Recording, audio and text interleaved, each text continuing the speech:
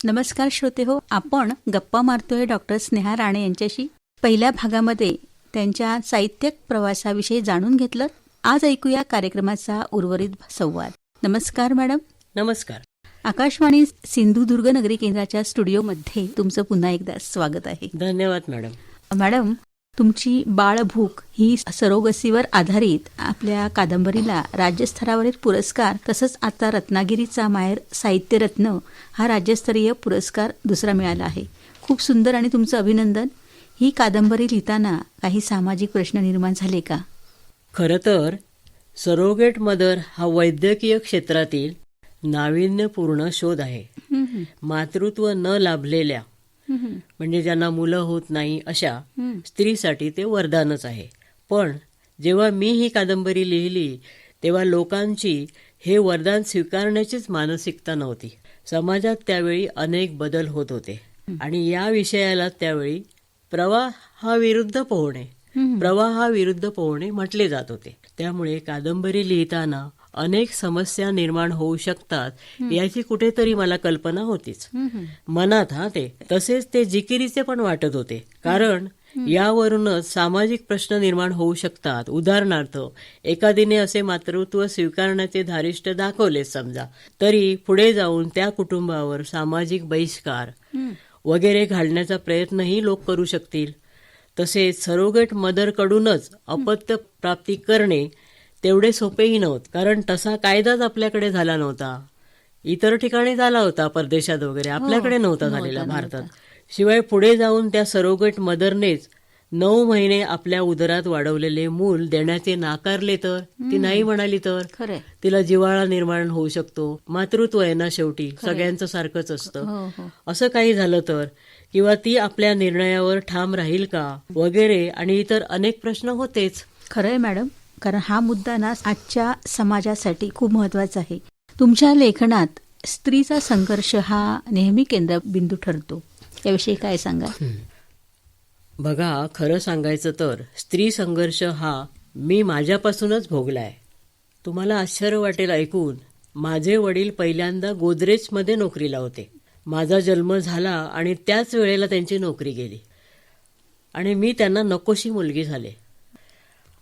आईने कधीच मला तसे मानले नाही किंवा वागवले नाही, पण नोकरी जाण्याचे कारण मला तिने खूप वर्षानंतर सांगितले. माझा त्यांच्या नोकरी जाण्याशी काडी इतकाही संबंध नव्हता खरं तर, पण मी कायम नकोशीच्या ठप्प्यानेच कोसळून गेले होते. जेव्हा समजल्यापासून, म्हणजे माझं अगदी लहान वय, अगदी निरागस वय होतं, आणि त्यावेळी हा ओरखडा मला लागला होता. असो, नंतर आईचे त्रास घरातच पाहिले. आता तुम्ही म्हणताय मुलींचं माझं हे स्त्री संघर्ष, तर मग माझी आई पण पहाटे उठल्यापासून ते रात्री झोपेपर्यंत घरात, बाहेर, शेतात सगळीकडेच नुसती होरपळ होती तिची. गावातील इतर बायकांचीही तीच परिस्थिती होती आणि मी ती बघितली होती. पावसाळ्यात सतत चिखलात काम केल्याने पायांना चिखल्या किंवा भेगा पडायच्या. त्यांच्या कामापुढे त्यांना स्वतःकडे बघायलाच वेळही नव्हता. औषध पाणी न करता असले आजार चिघळत जायचे. म्हणजे कधी कधी तर अक्षरशः रक्त यायचं त्यांच्या पायात, कारण ते तरवा बिरवा लावायचे तेव्हा त्या पेंड्या असतात भाताच्या, त्या आईला द्यायला, आईला जरा थोडे कष्ट कमी होतील म्हणून जिथे लावते तिथे मी भिरकवायची चिखलात उभं राहून. तेव्हा मी त्या बायकांच्या पावलातनं रक्त येताना बघितलेलं आहे. पैसे तर त्यांच्याकडे नव्हतेच औषध पाणी करायला. उन्हाळ्यात वेगळीच गोष्ट, अनवाणी पायांनी दूरवर पाण्यासाठी वणवण फिरायचे. त्यावेळी ही परिस्थिती होती. आता नळ वगैरे झालेत, ठराविक वेळ तरी पाणी येतंय. अशा कितीतरी गोष्टी होत्या आणि मी सतत आईबरोबर असल्याने मला कष्टकरी स्त्रियाच दिसल्या. मुलगा मुलगी भेद तर इतका की मुलाच्या ताटात अख्खी भाग व मुलींना अर्धी किंवा चतकोर, हे स्वतः मी अनुभवले आहे. पहिली मुलगी झाली तर निराश होणाऱ्यांची संख्या तेव्हा होतीच आणि आजही कमी अधिक प्रमाणात आहेच. म्हणून माझ्या लेखनात, त्याच्यामुळे स्त्रीचा संघर्षच प्रामुख्याने माझ्या लेखनात आहे. खरंय मॅडम, कारण तुम्ही स्वतःचा वैयक्तिक अनुभव आणि आजूबाजूचे तुम्ही जे अनुभव ऐकलात, स्त्री संघर्ष तुम्ही थेट बघितला आहात. अगदी खरं. आणि तुम्हाला मॅडम ग्रामीण आणि शहरी स्त्रीच्या संघर्षात काय फरक जाणवतो? तसा फरक नाहीच, कारण संसारात दोन्हीकडे बाईचीच होरपळ होते. शहरातली स्त्री पहाटे उठून सगळ्यांचा डबा, नाश्ता, स्वतःची व नवऱ्याची ऑफिसला जाण्यापूर्वीची तयारी, ठराविक ट्रेन पकडणे, त्याआधी लहान बाळ असलं तर त्याला पाळणा घरात सोडायचं, मग ऑफिस गाठायचं. हे सगळे न थकता ती करते. संध्याकाळी घरी परतताना भाजीपाला घेऊन बाळाला पाळण्या घरातून उचलून परत गाडी घोडा सांभाळीत घर गाठून रात्रीचं जेवण, दुसऱ्या दिवशीची तयारी, शाळकरी मुलं असली तर त्यांचा अभ्यास वगैरे, हे सगळं ती शहरी बाई करतेच. म्हणजे तिचे कष्ट तर तसे भरपूरच आहेत, जे आपल्याला तसे दिसत नाही आणि ती दाखवतही नाही. आपलीच बाई आपले कष्ट दाखवत नाही. ग्रामीण बाईच्या पाठी तर गाई गुरे, शेणगोठा, शेतीभातीतले काम, सणवार सगळेच सांभाळून घरातल्या पुरुषांची सेवा करणं, अगदी सगळ्यांच्या हातापायाशी सगळं देणं इथपर्यंत. त्यामुळे कुठली स्त्री संघर्षाशिवाय नाही, यावर मी ठाम आहे. मॅडम, कारण तुमच्या शब्दातून अनेक स्त्रियांच्या भावना व्यक्त झालेल्या आहेत असं नक्कीच वाटतंय. मॅडम, आता आकाशवाणीवर कथा, कविता आणि ललित लेखनांचं वाचन करताना काय वेगळा अनुभव तुम्हाला आला, काय सांगाल? आकाशवाणीवर आपले साहित्य खूप लोक ऐकतात, तर ते खूप लोकांना कळतं सुद्धा. आपल्याला किंवा लेखक कवींना एक नवे व्यासपीठही मिळतं यामुळे. शिवाय त्यासाठी मानधनही घरपोच प्राप्त होते. मला तरी असा अनुभव आहे. तर मी रत्नागिरी रेडिओ व मुंबई आकाशवाणीवरून तसं मानधन प्राप्त केलं आहे. माझे 2 कार्यक्रम झाले तिकडे. त्यासाठी काही करावे लागले नाही किंवा खेपा घालाव्या लागल्या नाहीत. हे त्यातल्या त्यात समाधानकारक होते. माझं लेखन मी तसं पैसे मिळतील या हिशोबाने कधीच केले नाही, करणारही नाही. पण लेखनाच्या वाचनाचे मानधन मिळते ही नवीन गोष्ट मला कळली. अर्थातच त्यामुळे लेखनाबाबतीत जबाबदारी वाढली. अनुभव म्हणजे असे की तिकडे जे सगळे व्यवस्थापन आहे, त्यांचं सगळे टीम आहे, त्या सगळ्यांनी सहकार्य केलं. तुम्ही आले त्याच्यासाठी तुमचे थँक्स वगैरे, असं खूप म्हणजे एनर्जेटिक वातावरण होतं. त्याच्यामुळे अजिबात दबाव नाही आला आणि अतिशय छान अशी मुलाखत माझी तेव्हा झाली. दोन्हीकडे, मुंबईला पण आणि इथे पण. कर्मचारी वर्ग अतिशय सुरेख होता. मला आताही मी तो अनुभव घेते, त्याच्यामुळे मला खूप छान वाटलं. खूप छान मॅडम. आणि झी टीव्हीच्या कथायन स्पर्धेतील अनुभव तुमच्यासाठी किती महत्वाचा ठरला? अशा मोठ्या आणि नावाजलेल्या स्पर्धेत एकतर खूप स्पर्धक असतात. स्पर्धकांची संख्या खूप मोठी असते. अगदी भारतातून सगळीकडून आलेले होते ते.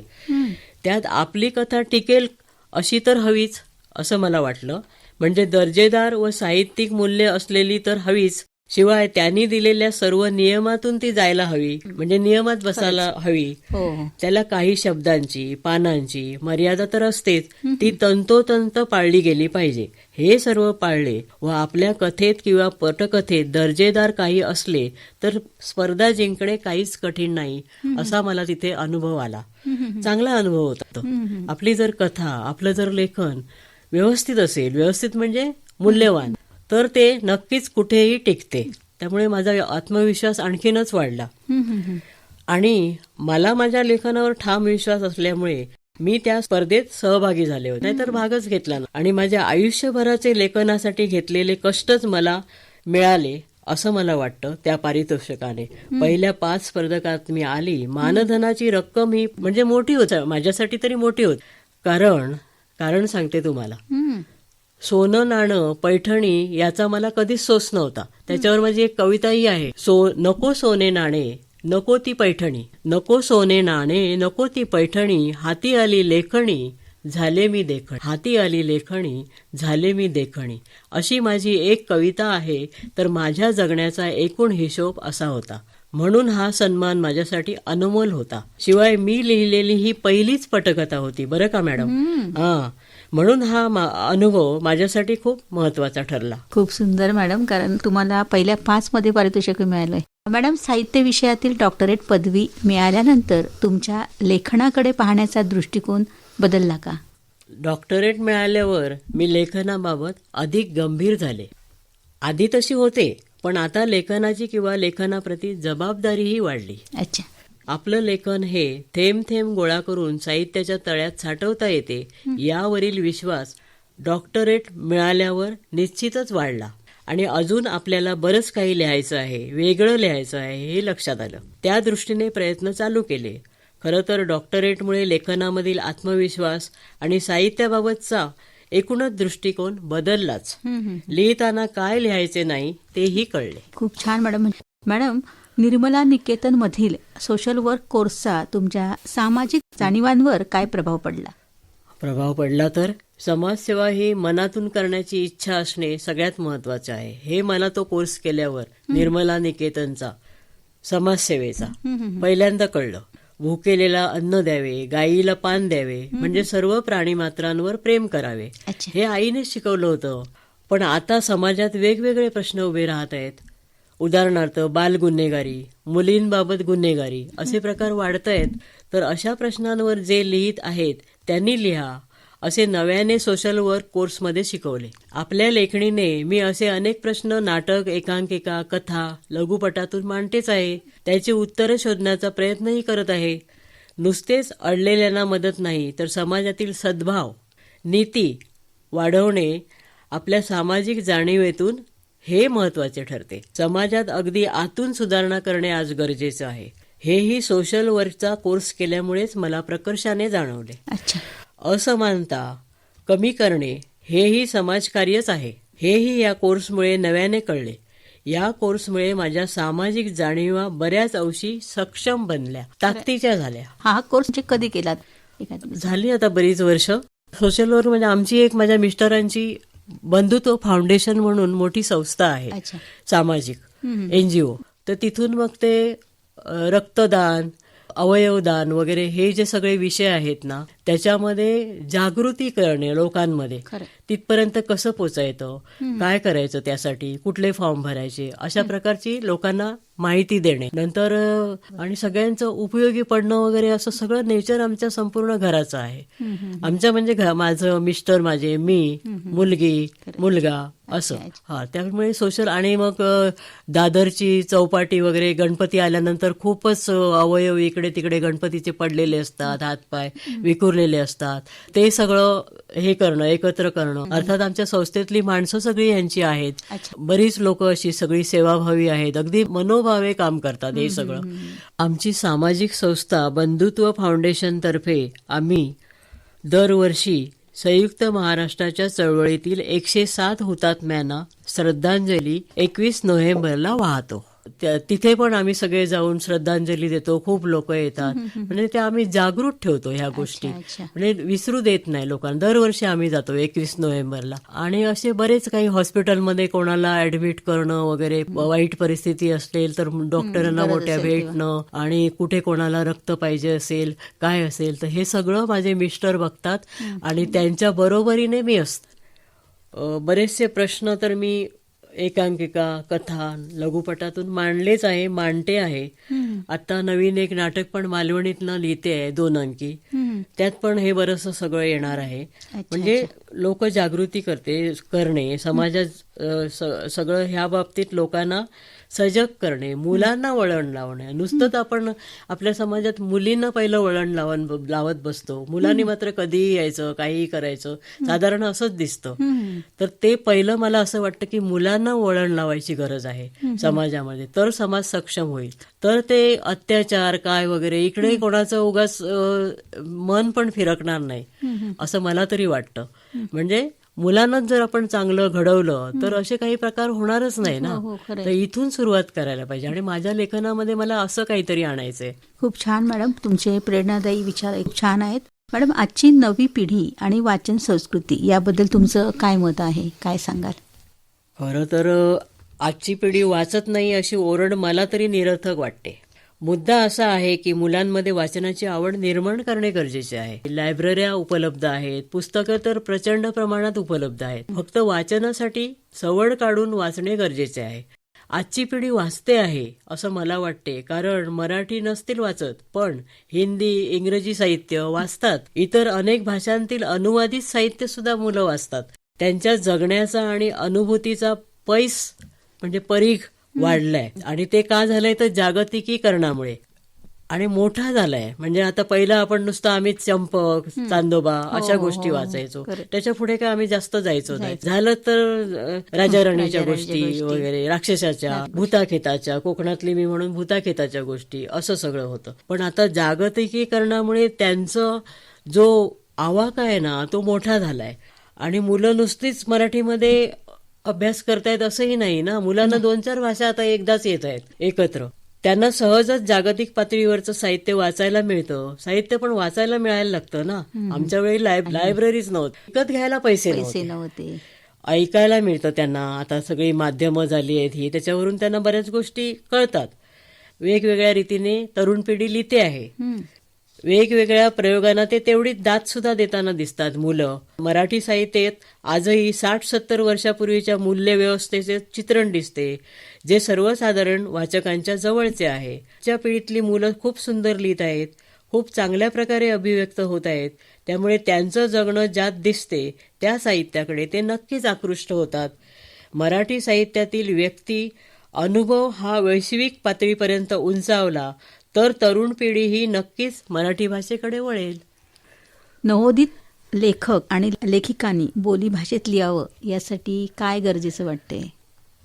आता कसं आहे, काही मराठी किंवा बोलीभाषेत कसंही लिहिलं तरी दिसा माझी काहीतरी लिहावे या हिशोबाने सगळ्यांनी लिहायला पाहिजे. नवीन जे लिहित आहेत त्यांनी काहीतरी रोज लिहिलंच पाहिजे. म्हणजे बोलीभाषेतून लिखाण सतत चालू ठेवावे. बोलीभाषेतील पुस्तकं वाचावीत. वाचनाने मन नव्याने विचार करायला शिकतं आणि बोलीभाषेतील पुस्तकांची नातं अजून घट्ट होतं. ती पुस्तकं आपण वाचली तर. हातात अशी पुस्तकं आली की त्यातले शब्द जिवंत होतात. लिहिणाऱ्यांच्या तसेच वाचणाऱ्यांच्याही मनात नवे विचार रुजू लागतात. ग्रामीण बोलीभाषा कशी बोलली जाते याचा अभ्यास करावा. बोलीभाषेतील ज्येष्ठ कवींचे, लेखकांचे सशक्त साहित्य वाचावे. बोलीभाषेतून आपल्या भावना हृदयापर्यंत पोचतात. बोलीभाषा हा खरं तर खजिना आहे मॅडम. यातली शैली नवीन लिहिणाऱ्यांनी शिकून घेतली नाही तर ती टिकवता येणार नाही. हे बोलीभाषेतील संचित आहे. नवीन बोलीभाषेतून लिहिणाऱ्यांनी हे संचित प्रमाण भाषेला म्हणजेच मराठीला दान केले पाहिजे असं मला वाटते. लेखन बोलीभाषेतून केले तर ते काळजातून उतरेल, त्यात सहजपणा आणि ते टवटवीतही दिसेल असं नक्कीच आहे. खूप छान. पुढील काळात कोणते साहित्यिक किंवा सामाजिक विषय हाताळण्याची आपली इच्छा आहे? खरं म्हणजे मी माझं आत्मचरित्र आत्ताच लिहायला घेतलंय, कारण माझे अनुभवच तसे भन्नाट आहेत लहानपणापासून. अगदी म्हणजे वेगळेच आहेत. इतर मुली गाणी बिणी म्हणायच्या, नाच करायच्या आणि बऱ्याच गोष्टी करायच्या, आबाधुबी खेळायच्या, पण माझं ह्या कुठे एवढं लक्ष नव्हतं. माझं लक्ष सगळं होतं लिखाणामध्ये. त्याच्यामुळे माझं सगळं हेच म्हणजे अनुभव विश्वच वेगळं होतं. आणि मग आता मी असा विचार केला, पण मी थांबले नाही हा कुठे. मला जरी आजी म्हणाली लिना लिना भिकारची ना, पुस्तक टाकते, गोटा साफ कर, मी गोटा साफ केला, पण मी पुस्तक वाचलं, पुस्तक सोडलं नाही मी. तर मला मुलींना असं आता पण मी बऱ्याच मुली मला म्हणजे मी आता साधारण लोक ओळखतात 4, तर मला विचारतात गावातल्या मुली, अरे मला असं बोलतायत हे, मग मी काय करू, मला शिकायचं आहे. म्हटलं शिकायचं तर शिकायलाच पाहिजे तू. तर त्याच्यासाठी मी आत्मचरित्र लिहिते. मला इतके अनुभव आले आहेत ना, ते नक्कीच ह्याला प्रेरणादायी ठरतील.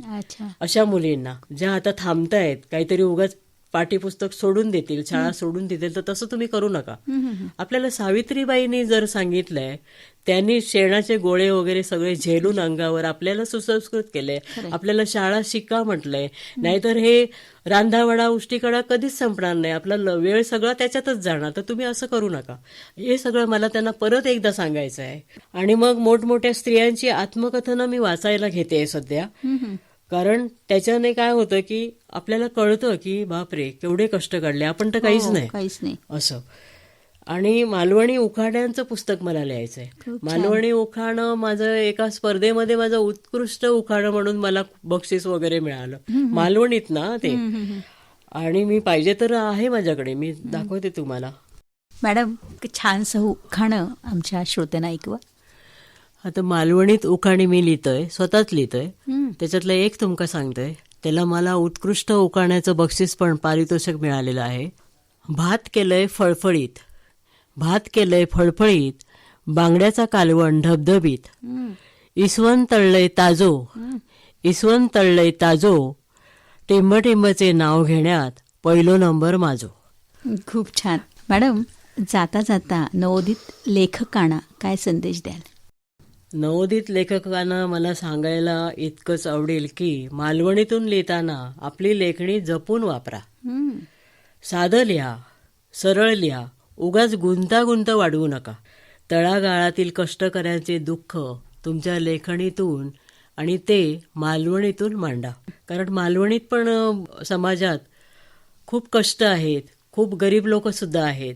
तर त्यांचे कष्ट, त्यांचा संघर्ष तुमच्या लेखनात येऊ दे. निसर्ग तर येऊ देच. कोकणात आपण आहोत म्हटल्यानंतर सुंदर निसर्ग आहे, त्याच्यामुळेच आपण घडतो वगैरे. हो हो हो. तर ते तर लिखाण यायलाच हवं. पण त्याच्याबरोबरीने हे सगळे समाजातले पुरुषांचे पण संघर्ष आहेत. आणि कारण इरी इरी फापरी अन्न नाही दुपारी असा प्रश्न असतो. म्हणजे किती खपलं शेतात तरी दुपारी जेवायचा पण प्रॉब्लेम येतो कधी कधी. आता तशी परिस्थिती उरली नाही, आमच्या वेळेला होती.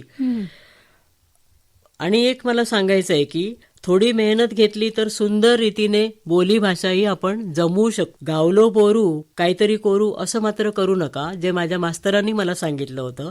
मालवणी शब्दही जपून लिहा, मौलिक शब्द लिहा, म्हणजे मूल्यवान लिहा. मूल्य नसलं शब्दांमध्ये तर ते टिकणार नाहीत. मालवणी किंवा बोलीभाषेतून लिहिताना सहजपणा येईल असंच लिहा.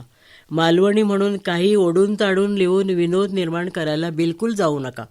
आपली मालवणी भाषा म्हणी वाक्प्रचाराने इतकी समृद्ध आहे की त्यातूनच दर्जेदार विनोद निर्माण होऊ शकतात.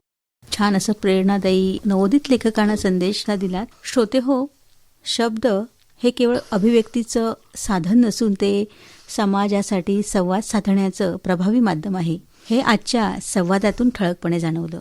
मॅडम, स्त्री जीवनाच्या संघर्षाबद्दल आणि सामाजिक जाणीवेचं लेखन हे सगळं तुम्ही अत्यंत प्रभावीपणे उलगडलत. आकाशवाणीच्या या मंचावर आज आमच्याशी मनमोकळा संवाद साधल्याबद्दल तुमचे मनःपूर्वक आभार. धन्यवाद. धन्यवाद. देव बरे करो.